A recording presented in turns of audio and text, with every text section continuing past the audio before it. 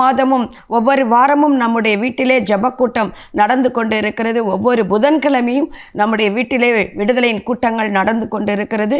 அது மாத்திரமல்ல, மூன்றாவது வருகிற இந்த ஜனவரியில இருந்து மூன்றாவது புதன்கிழமை நம்முடைய இல்லத்திலே வைத்து விடுதலையின் உபவாச கூட்டங்கள் நடக்கும் என்று சொல்லி நான் மகிழ்ச்சியோடு கூட தெரிவித்துக் கொள்ளுகிறேன். இந்த மாதமும் அடுத்த மாதமும் நாங்கள் இப்பொழுது இருக்கிற அதே இல்லத்தில் வைத்து நடைபெறும். அடுத்த மாதத்திலே நாங்கள் வீடு மாற வேண்டிய ஒரு சூழ்நிலை இருப்பதினாலே அந்த லீஸ் முடிவடைகிறது. இனி அடுத்து நாங்கள் வீட்டிற்கு போகும்பொழுது உங்களுக்கு நான் பின்னாலே அது எங்கே நடக்கிறது என்பதான ஒரு குறிப்பை நான் உங்களிடத்திலே சொல்லுவேன். அந்த விலாசங்களை நாங்கள் உங்களுக்கு கொடுப்போம். நீங்கள் அப்பொழுது அந்த இடத்திலே வந்து கடந்து வந்து நீங்கள் தேவனை ஆராதிக்க உங்களுக்கு வசதியாக இருக்கும்.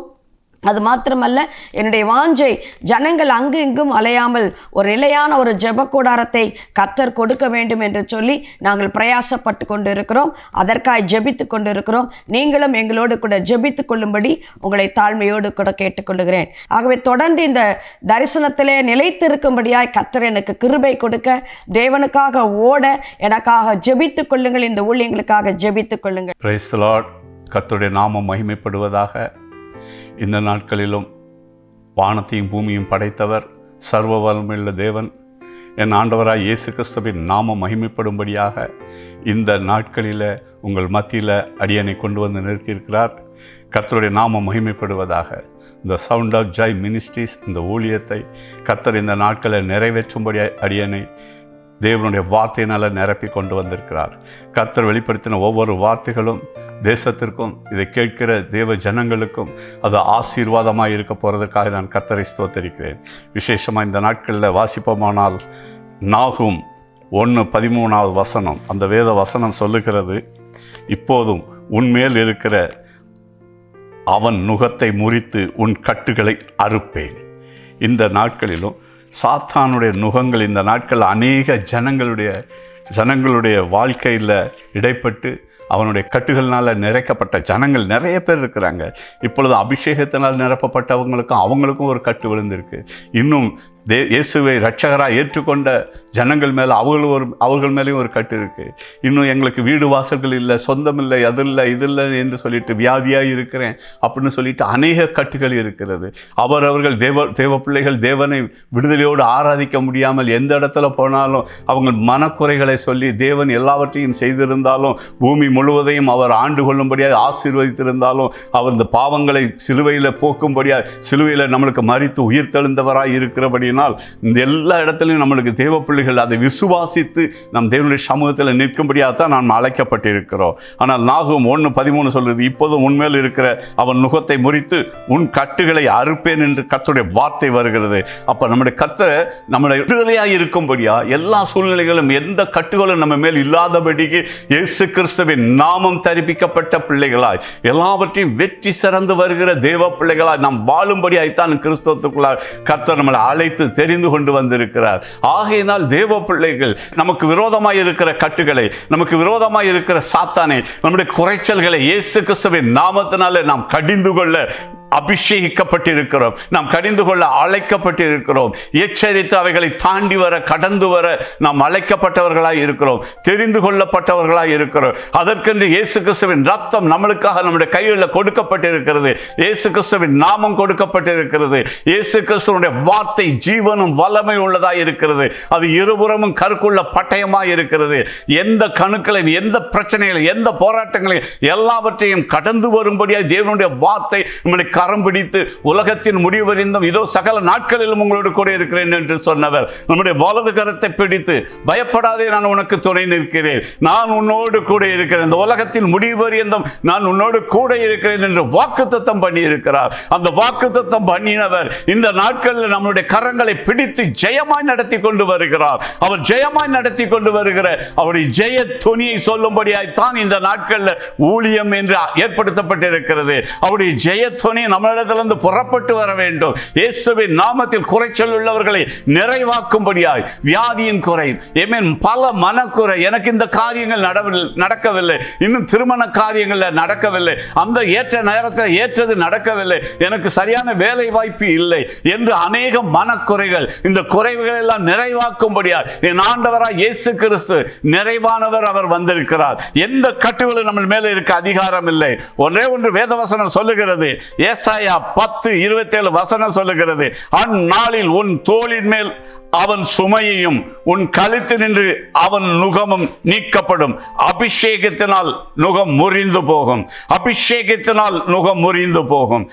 இயேசு கிறிஸ்துவனுடைய அபிஷேகம் இந்த நாட்கள்ல அபிஷேகத்தினால் நுகங்கள் முறியும். நீ எப்படிப்பட்டதான கட்டுகள்ல இருந்தாலும், எப்படிப்பட்டதான சூழ்நிலைகள்ல இருந்தாலும், வியாதியின் படுக்கையில இருந்தாலும், உனக்கு வீடு வாசல்கள் இல்லை என்று மனக்குறையில குமிரிக்கொண்டு இருந்தாலும், எந்த தேவைகளோடு இருந்தாலும், அபிஷேகத்தினால் கர்த்தர் உன்னை அபிஷேகிக்கிறவர். கர்த்தர் இந்த நாட்கள் அபிஷேக நாதர் என்று பேர் வாங்கின என் ஆண்டவராய் இயேசு கிறிஸ்துவின் நாமம் உனக்கு தரிப்பிக்கப்பட்டிருக்கிறபடியால் அந்த அபிஷேகம் உனக்கு மேல் இருக்கக்கூடிய நுகங்களை, உன் குறைச்சல்களை எல்லாவற்றையும், உன் வியாதியை, உன் சாபங்களை, அக்கிரமங்களை, மீறுதல்களை எல்லாவற்றையும் அது நீக்குகிறதாய் இருக்கிறது.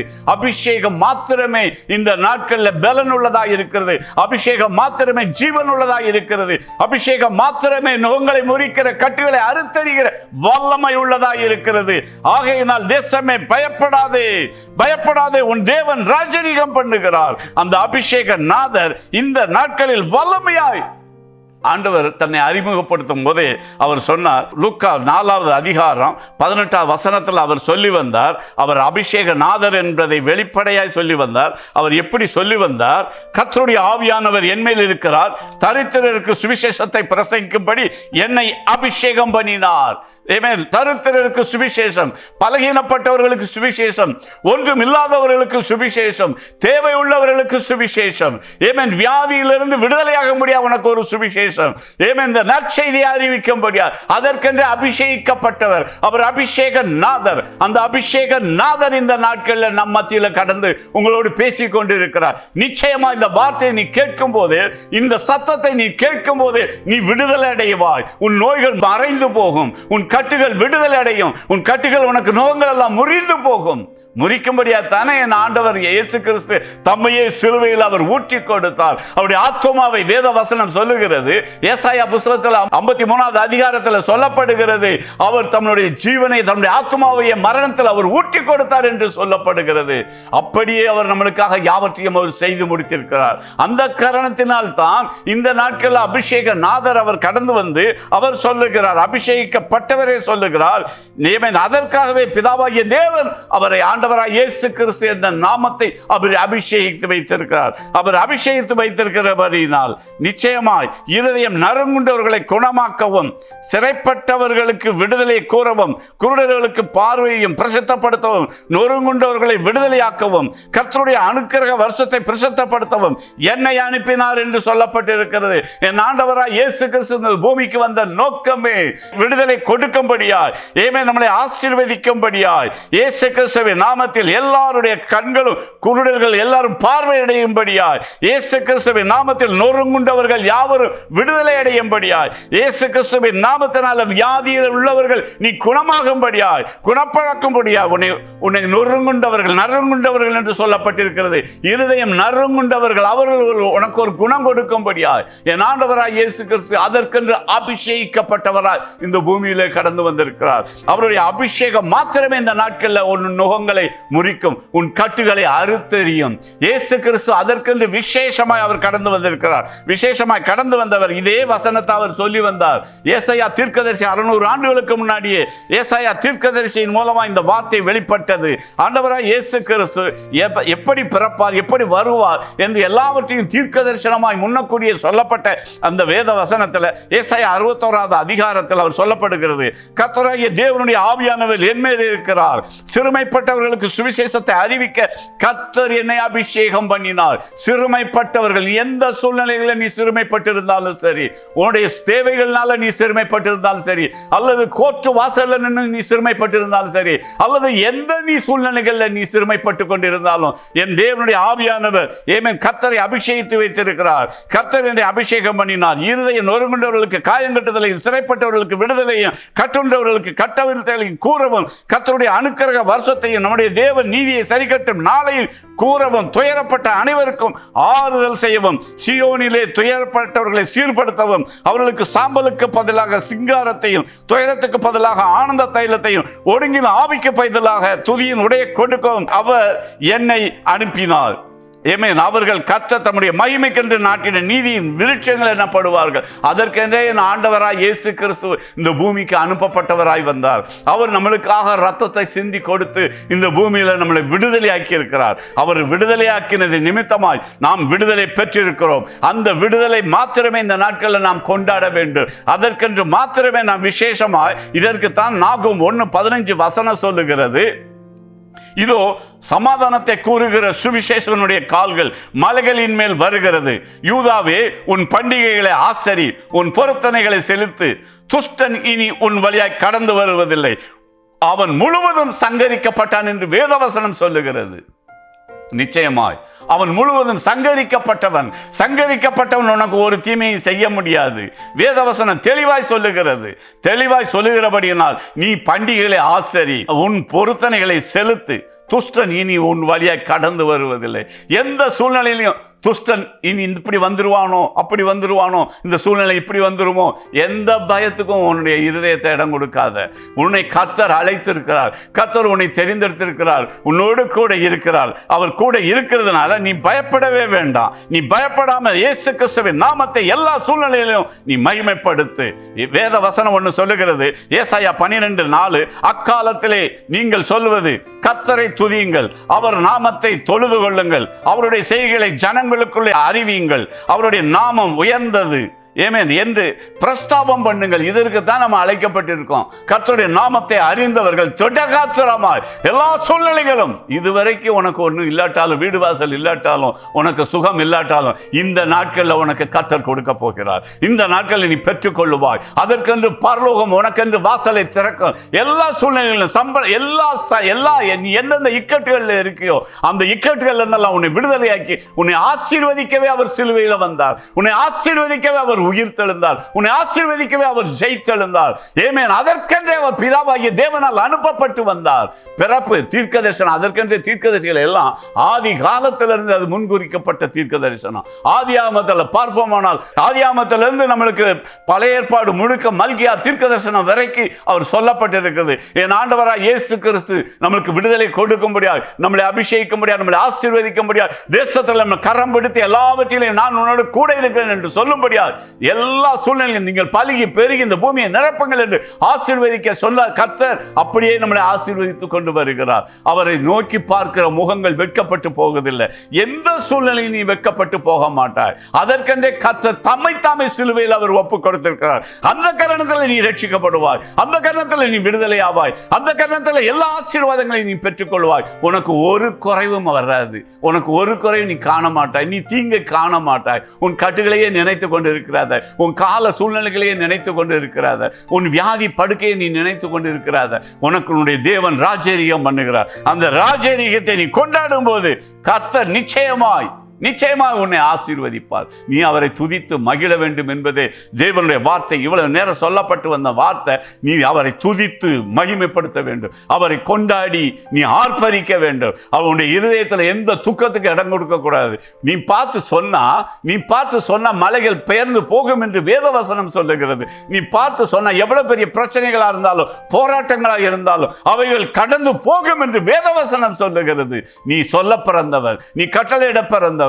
அதற்கென்றே கர்த்தர் உன்னை அழைத்து உன்னோடு கூட இருக்கிறார். நீ வாயை திறந்து அதை பார்த்து பேசணும். பலகீனங்களை பார்த்து பேசணும், போ பிசாசே என்று சொல்லணும். குறைவை பார்த்து நீ பேச வேண்டும், என்னை விட்டு விலகி போ பிசாசே என்று சொல்ல வேண்டும். இல்லாதவனை இருக்கிறவன் போல அழைக்கிற தேவன், அவருக்காக உங்களுக்காக யாவற்றையும் அவர் செய்து முடிக்கிற தேவன், சர்வ வல்லமை உள்ள தேவன். என்னால் செய்யக்கூடாத அதிசயமான காரியம் ஒன்றுமில்லை என்று அவர் சொல்லி வாக்குத்தத்தம் பண்ணி இந்த நாட்களில் பிரத்யட்சமாக உங்களோடு இடைப்பட்டு கொண்டிருக்கிறார். தேவ ஜனமே, நீ கம்பீரி. இந்த சத்தியத்தை சொல்லும்படியா தான் ஆண்டவராய் இயேசு கிறிஸ்து கலாத்தியர் புத்தகத்தில் சொல்லப்படுகிறது. கலாத்தியர் 3:8 வேத வசனம் சொல்லுகிறது, தேவன் விசுவாசத்தினாலே புறஜாதிகளை நீதிமான்கள் ஆக்குகிறார் என்று கண்டு, வேதம் முன்னாக கண்டு, உனக்குள் சகல ஜாதிகளும் ஆசீர்வதிக்கப்படும் என்று ஆபிரகாமுக்கு சுவிசேஷமாய் முன்னறிவித்தார். ஆபிரகாமுக்கு முதலாவது, இந்த நாட்களில் நம்முடைய விசுவாசத்தின் தகப்பனாகிய ஆபிரகாமுக்கு அவர் முதலாவது முன்னறிவித்தார். சுவிசேஷமாய் வேதம் அவரை முன்னாக கண்டது.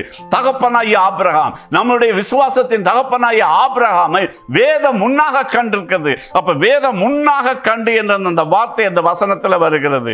உனக்குள் சகல ஜாதிகளும் ஆசீர்வதிக்கப்படும் என்று ஆபிரகாமுக்கு சுவிசேஷமாய் முன்னறிவித்தார். அப்ப சுவிசேஷமாய் கர்த்தர் அவருக்கு முன்னறிவித்தது நிமித்தமாய் அவர் என்ன செய்தார்? அதை விசுவாசித்தார் என்று வேத வசனத்தில் சொல்லப்படுகிறது.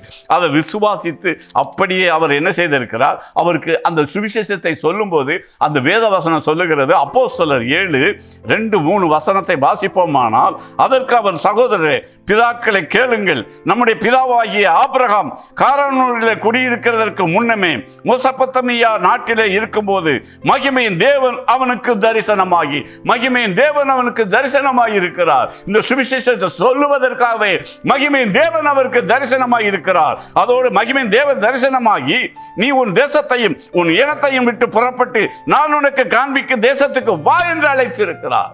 விசுவாசித்த ஆண்டவரை நம்பி நீ விசுவாசித்து நீ வெளியே வரும்படியா, இந்த விக்கிரக கோட்டைகளுக்குள்ளாக இல்லாதபடிக்கு ஏற்கனவே மெசொப்பொத்தாமியா அந்த தேசம் எல்லாமே அது ஒரு விக்கிரகங்களால் சூழப்பட்ட ஒரு தேசம். அதிலிருந்து வெளியே ஆண்டவர் நம்முடைய தகப்பனாகிய ஆபிரகாமை அவர் வெளியே அழைத்து கொண்டு வந்திருக்கிறார். அதை அப்படியே வாசிப்போமானால், அழைத்து கொண்டு வந்த தேவன் ஆதியாகமம் 12வது அதிகாரத்தில் சொல்லப்படுகிறது. 12:1 நம்ம வாசிப்போமானால் அந்த வேதவசனம் அங்கே சொல்லி வருகிறது, கர்த்தர் ஆபிரகாமை நோக்கி, உன் தேசத்தையும் உன் இனத்தையும் உன் தகப்பனுடைய வீட்டையும் விட்டு புறப்பட்டு நான் உனக்கு காண்பிக்கும் தேசத்துக்கு போ. நான் உன்னை பெரிய ஜாதியாக்கி உன்னை ஆசீர்வதித்து உன் பேரை பெருமைப்படுத்துவேன். நீ ஆசீர்வாதமாய் இருப்பாய். உன்னை ஆசீர்வதிக்கிறவர்களை ஆசீர்வதிப்பேன், உன்னை சபிக்கிறவர்களை சபிப்பேன். பூமியில் உள்ள வம்சங்கள் எல்லாம் உனக்கு ஆசீர்வதிக்கப்படும். அப்ப நோக்கம் என்ன? இப்படி ஒரு தகப்பனுக்கு, ஆபிரகாமுக்கு, நம்முடைய முன்னோர்களுடைய தகப்பனுக்கு கர்த்தர் தரிசனமாகி அவரை அழைத்த காரானூரிலிருந்து அந்த மெசொப்பொத்தாமியா தேசத்திலிருந்து அவரை அழைத்து கொண்டு வர காரணம் என்ன? அவர் பூமியில் உள்ள வம்சங்கள் எல்லாம் உனக்குள் ஆசீர்வதிக்கப்படும் என்ற அந்த ஆசீர்வாதமான வார்த்தையை இந்த தேசத்துக்கு கேட்கும்படியார், இந்த சத்தத்தை கேட்கும்படியார், அதற்காகவே அவருக்கு சுவிசேஷமாய் அறிவிக்கப்பட்டிருக்கிறது. உன் தேவன் ராஜரிகம் பண்ணுகிறார். இந்த நாட்களில் இயேசு கிறிஸ்து சிலுவையில் மரித்து உயிர்த்தெழுந்தது மாத்திரமே சுவிசேஷமாய் பிரசங்கிக்கப்பட்டு வருகிறது. ஆனால் ஆபிரகாமுக்கு வேதம் முன்னாக கண்டு அப்படியே கர்த்தர் என்ன செய்திருக்கிறார்? அவருக்கு தரிசனமாகி அவருக்கு சுவிசேஷம் அறிவிக்கப்பட்டிருக்கிறது. அந்த சுவிசேஷத்தின் நிமித்தமாய்த்தான், அந்த சுவிசேஷத்தின் சத்தத்தை கேட்டு அவர் தேவனுடைய சத்தத்தை கேட்டு முன் வந்திருக்கிறார். அவர் காண்பிக்கிற பாதையில் அவர் கடந்து வந்திருக்கிறார். அவர் அதற்கு தான் அவர் விசுவாசத்தின் தகப்பன் என்று சொல்லப்படுகிறது. அப்படி பொல்லாங்கிலிருந்து எல்லாவற்றிலேயும் இருந்து நம்மளை விடுதலையாக்குகிற கர்த்தர் நம்மளை ஆசீர்வதிப்பதே அவருடைய நோக்கமாய் இருக்கிறது. வேதவசனம் அப்படியே நம்மளுக்கு சொல்லி வருகிறது. நம்மளை ஆசீர்வதிப்பதே அவருடைய திட்டம். அப்ப ஆபிரகாமை அழைத்து ஆபிரகாமை விசுவாசத்தின் தகப்பனாய் மாற்றி அந்த விசுவாசத்தின் பாதையிலே நாம் கடந்து வரும்படியா, அந்த வேற ஒரு பாதையில் இல்லை, அதே விசுவாசம் தான் அவருக்குள் வைத்த அந்த விசுவாசம். அந்த விசுவாசத்தின் பாதையிலே நாம் கடந்து வர வேண்டும். அந்த அடிச்சுவடுகளை பின்பற்றி வர வேண்டும். எல்லாவற்றிலையும் அவர் அப்படியே விட்டு வந்தார் என்று சொல்லப்பட்டிருக்கிறது. அந்த விசுவாசத்தின் அடிச்சுவடுகளை பின்பற்றி வர வேண்டும். அப்போஸ்தலர் 3வது அதிகாரம் வாசிப்போமானால், நீங்கள் அந்த தீர்க்கதரிசிகளுக்கு புத்திரராய் இருக்கிறீர்கள். உன் சந்ததியினாலே பூமியில் உள்ள வம்சங்கள் எல்லாம் ஆசீர்வதிக்கப்படும் என்று தேவன் ஆபிரகாமுக்கு சொல்லி, அவருடைய ஆபிரகாமுக்கு என்ன சொல்லப்பட்டிருக்கிறது?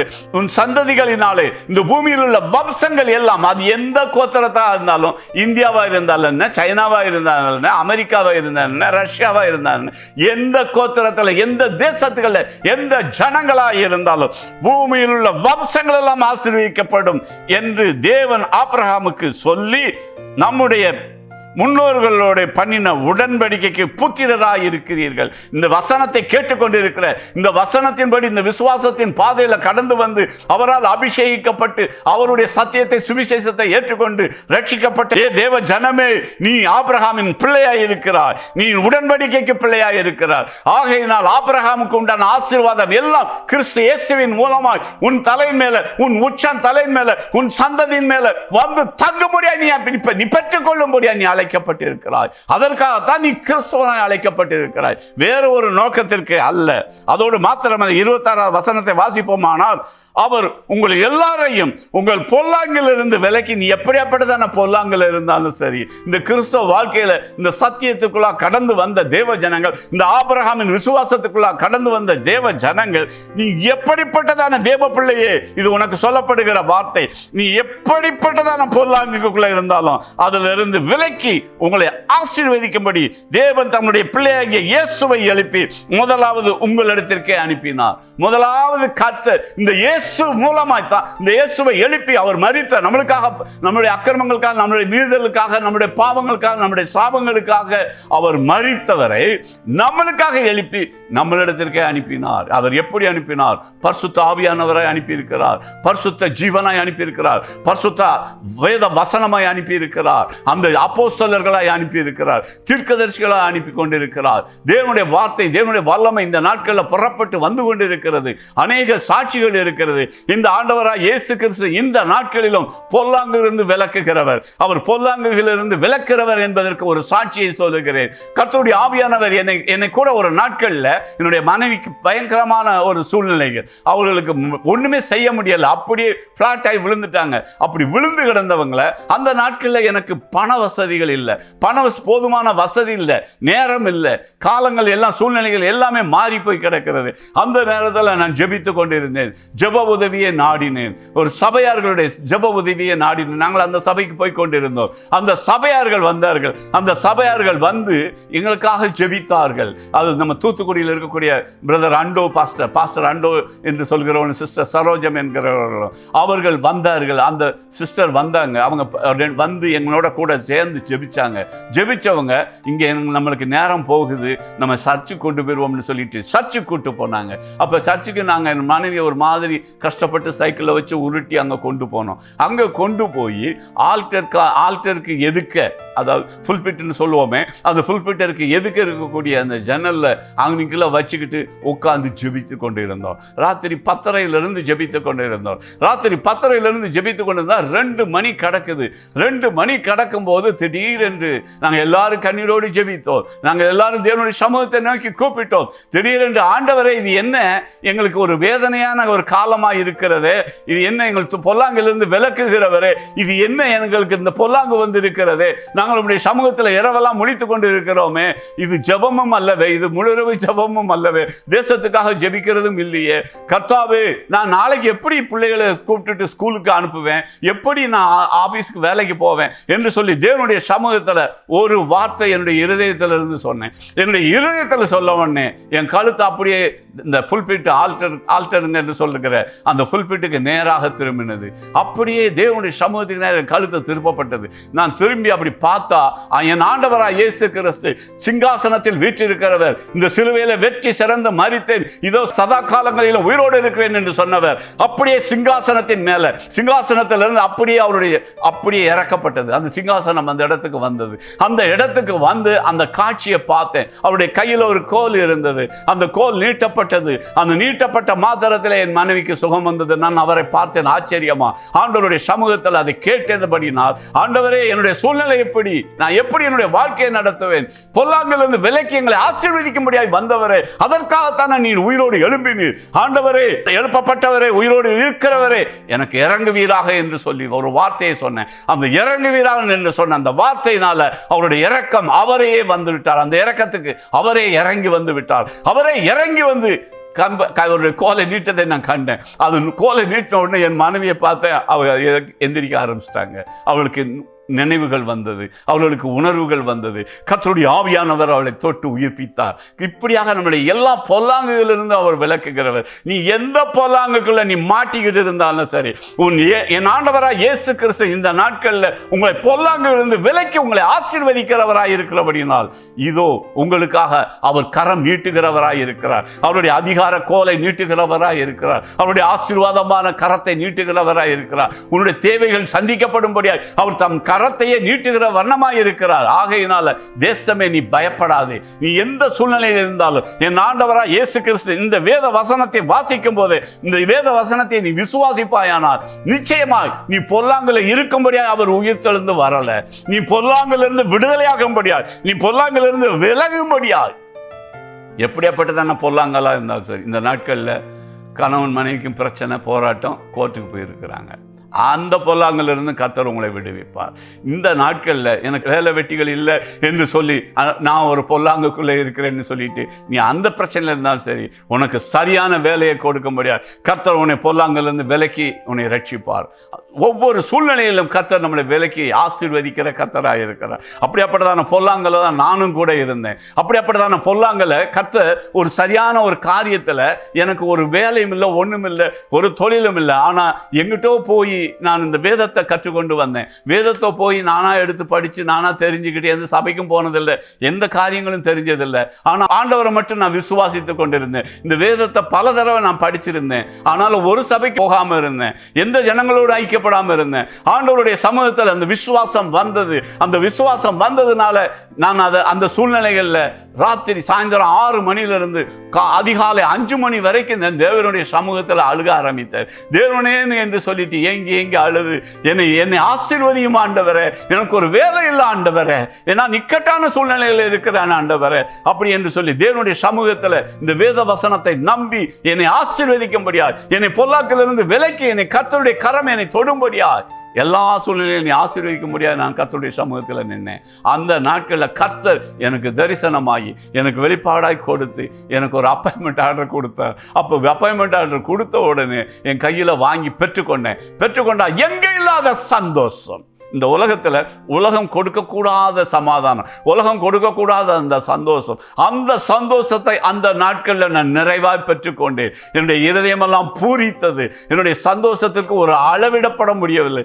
அப்படியாப்பட்டதான ஒரு அளவற்ற ஒரு சந்தோஷத்தை தரிசனத்தில் பெற்றுக்கொண்ட அந்த வாழ்க்கையே எனக்கு அவ்வளவு சந்தோஷமாக இருந்தது, மனமகிழ்ச்சியாக இருந்தது. காண்கிறவர்கள் எல்லாரிடத்திலும் துதியுங்கள், கர்த்தரை துதியுங்கள், அவர் நல்லவர், அவர் கிருபை என்றும் உள்ளது என்று சொல்லத்தக்கதாக சுவிசேஷங்களுடைய பாதகங்களாய், சுவிசேஷனுடைய பாதங்களை போல என்னுடைய கால்கள் மாறினது.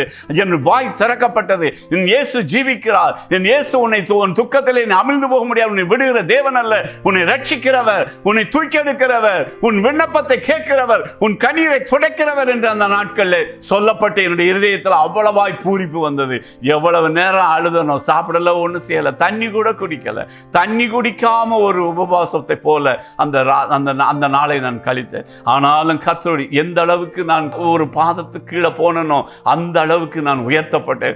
கம்பீரம் வந்தது, ஜெய கம்பீரம் வந்தது. அந்த கம்பீரத்தை சொல்லி வர்ணிக்க போனா அதுக்கு நேரம் பத்தாது. அப்படியே கர்த்தர் என்னை ஆசீர்வதித்தார். அந்த நாட்களிலே போஸ்ட்மேன் எனக்கு அப்பாயின்மெண்ட் ஆர்டரை கொண்டு வந்து கொடுத்தார். இதெல்லாம் தேவனுடைய சமூகத்தில் சொல்லி நான் சொல்லி பூரித்து கர்த்தரை துதியுங்கள். வேதவசனம் சொல்லுகிறது, ஆமென், 12:4, ஏசாயா 12:4 வாஸ்தவமே. அக்காலத்திலே நீங்கள் சொல்வது கர்த்தரை துதியுங்கள், அவர் நாமத்தை தொழுது கொள்ளுங்கள், அவருடைய செய்கைகளை ஜனங்களுக்குள்ளே அறிவியுங்கள், அவருடைய நாமம் உயர்ந்தது என்று பிரஸ்தாபம் பண்ணுங்கள் என்று வேதவசனம் சொல்லி வருகிறது. அந்த வேதவசனத்தை மாத்திரம்தான் இந்த நாட்களில் சுவிசேஷமாய் அறிவிக்க வேண்டும். அந்த தேவன் ஜீவிக்கிறார். அந்த இயேசு இன்னும் ஜீவிக்கிறார். இன்னும் அவர் உயிர்த்தெழுந்தவர். இந்த நாட்களில் அவருடைய தேவைகளை அறிந்து உனக்கு என்ன தேவையோ உன் ஆத்மா கதறலை அவர் காண்கிற தேவன், உன் ஆத்மாவின் விண்ணப்பத்தை அவர் காண்கிற தேவன் நிச்சயமாக உன்னை சந்திப்பார். நீ எந்தெந்த சூழ்நிலையில் குறைபட்டு இருக்கிறையோ அந்த குறைவுகளை எல்லாவற்றையும் நிறைவாக்குவார், நிச்சயமாக நிறைவாக்குவார். பயப்படாதே. நீ பயணத்தில் இருந்தாலும் சரி, உனக்கு வேத வசனம் சொல்லி வருகிறது. சங்கீதம் 91:11, உன் வழிகளெல்லாம் உன்னை காக்கும்படி உனக்காக தம்முடைய தூதர்களுக்கு அவர் கட்டளையிடுவார். நீ எந்த சூழ்நிலையில் பயணத்தில் போனாலும் சரி, உனக்காக தம்முடைய தூதர்களுக்கு கட்டளையிட்டு உன் வழிகளெல்லாம் அவர் வாய்க்க பண்ணுவார். உன் வழிகளெல்லாம் பாதுகாப்பாக இருக்கும். தேவ பிள்ளைகளுக்கு ஒரு காலமும் ஒரு காலம் உன்னை கைவிட மாட்டார். ஏசாயா 60:18 சொல்லுகிறது, இனி கொடுமை உன் தேசத்திலும் அழிவு நாசமும் உன் எல்லைகளிலும் கேட்கப்பட மாட்டாது. உன் மதில்களை ரட்சிப்பென்றும் உன் வாசல்களை துதி என்றும் சொல்லுவாய். நிச்சயமா உன் வீடெல்லாம் துதியா மாறும், உன் வாசல்கள் எல்லாம் துதியா மாறும். ரட்சிப்பென்று சொல்லுவாய். நீ ரட்சிக்கப்பட்ட ஜனம் என்று உனக்குள்ளாக உன்னை எல்லாரும் அறிந்து கொள்ளுவார்கள். நீ தேவ பிள்ளையே, நீ ரட்சிக்கப்பட்ட ஜனம். நிச்சயமா கர்த்தர் உன்னையும் உன் வீட்டையும் அப்படியே ஆசீர்வதிப்பார். உன் எல்லைகளை ஆசீர்வதிப்பார். நீ குறைவுபட மாட்டாய், நீ நிறைவாய் இருப்பாய். இந்த வார்த்தையை, இந்த நல்ல வார்த்தைகளை சொல்லி நிச்சயமாய் உன் தேவன் ராஜரிகம் பண்ணுகிறார். அவர் உனக்காக உயிர் தெரிந்திருக்கிறார். ஆகையினால் இந்த வார்த்தைகளை சுவிசேஷமா இந்த நாட்களில் சொல்லி தேவ பிள்ளைகளை ஆசீர்வதிக்கிறேன். கர்த்தருடைய நாமம் மகிமைப்படுவதாக. நேரம் முடிந்து விட்டது என்று நினைக்கிறேன். ஆகையினால் கர்த்தருடைய சமூகத்தில் இத்துடன் முடித்து தேவ பிள்ளைகளை நான் ஆசீர்வதிக்கிறேன். இந்த 2 சாட்சிகளை உங்களோடு கூட சொல்லி இருக்கிறேன். 2 சாட்சி இந்த வேத வசனத்துக்கு ஆதாரமாய் சொல்லப்பட்டிருக்கிறது. இயேசு கிறிஸ்துவின் நாமத்தில் அவர் இந்த நாட்களில் உன் கண்ணீரை காண்கிற தேவன், உன் துக்கங்களை மாற்றுகிற தேவன். நீ உன் மனைவிக்காக பாரப்பட்டிருந்தாலும் சரி, நீ யாருக்காக பாரப்பட்டு கொண்டிருந்தாலும் சரி, வேலை இல்லை என்று தவித்துக் கொண்டிருந்தாலும் சரி, இயேசுவின் நாமத்தில் வீடு வாசல் எனக்கு இல்லை என்று சொன்னாலும் சரி, அவர் தனிமையானவர்களுக்கு வீடு வாசல்களை ஏற்படுத்துகிற தேவன். எனக்கு இன்னும் மக்கள் ஆதரவு இல்லை, சகோதர சகோதரிகள் ஆதரவு இல்லை, என் பிள்ளைகளுடைய ஆதரவு இல்லை என்று சொன்னாலும் சரி, எல்லாவற்றையும் உனக்கு சுதந்திரமாய் கொடுக்கும்படியார் அவர் அதற்காகவே உங்கள் பொல்லாங்கல் எப்படியாப்பட்டதான உனக்கு பொல்லாங்கா இருந்தாலும் அந்த பொல்லாங்கிலிருந்து விலக்கி உங்களை ரட்சித்து உங்களை ஆசீர்வதிக்கிற கர்த்தராய் இருக்கிறார். தேவன் தாமே உங்களை ஆசீர்வதிப்பார். இல்லாத சூழ்நிலைகள் எல்லாவற்றையும் உனக்கு நிறைவாய் மாறும். உன் எல்கைகள் ஆசீர்வதிக்கப்பட்டதாய் இருக்கும். நீ கர்த்தரால் தெரிந்து கொள்ளப்பட்ட ஜனம். உன் மீட்பர் உயிரோடு இருக்கிறார், உன் இரட்சகர் உயிரோடு இருக்கிறார். கலங்காதே, திகையாதே. உன் தேவன் ராஜரிகம் பண்ணுகிறார். கர்த்தருடைய நாமம் தொடர்ந்து உன் மேல மகிமைப்படும். அதற்கென்றே உன்னை சாட்சியாக உன்னை தேசத்தில் நிறுத்துவார். நீ தேசம் உன்னால மகிமைப்படும், தேசம் உன்னால சந்தோஷப்படும். தேசத்தில் நீ பிறந்து உன்னை வைத்திருக்க, எந்தெந்த தேசத்தில் உன்னை கர்த்தர் வைத்திருந்தாலும் அந்த தேசம் உனக்கு நன்மை செய்யும். அந்த தேசம் அந்த தேசத்தார்கள் உன்னை வாழ்த்துவார்கள். நீ மேன்மக்களாய் வாழ்வாய், நீ மேன்மக்களாய் வாழ்வாய். எல்லாவற்றிலும் நீ முதன்மையாய் இருப்பார். தேவ பிள்ளைகள் முதன்மையாய் இருப்பார்கள். கர்த்தருடைய நாமம் மகிமைப்படும். கர்த்தருடைய நாமம் அப்படியே மகிமைப்படுவதாக என்று சொல்லி ஆசீர்வதித்து இந்த செய்தியை தன்னோடு முடித்துக் கொள்கிறேன். கர்த்தருடைய நாமமே மகிமைப்படுவதாக. இயேசுவின் நாமத்தில் பிதாவே, ஆமென்.